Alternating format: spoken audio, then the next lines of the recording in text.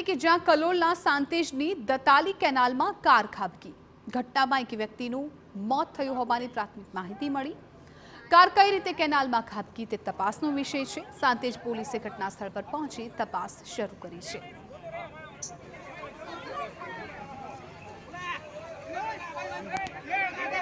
તો આ દ્રશ્યો પણ જુઓ કે કારને કેવી રીતે બહાર કાઢવામાં આવી હતી, પરંતુ સવાલ એ છે કે આ કાર કેવી રીતે આ કેનાલમાં ખાબકી.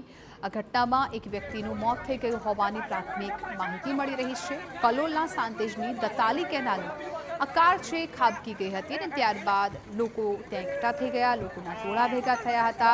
કારને મહા મહેનતે બહાર કાઢવામાં આવી હતી, પરંતુ કાર કઈ રીતે કેનાલમાં ખાબકી તે અંગે તપાસ કરવામાં આવી રહી છે. પરંતુ આ ઘટનામાં એક વ્યક્તિનું મોત નીપજ્યું હોવાની પ્રાથમિક વિગતો મળી રહી છે. ગુજરાત યુનિવર્સિટીના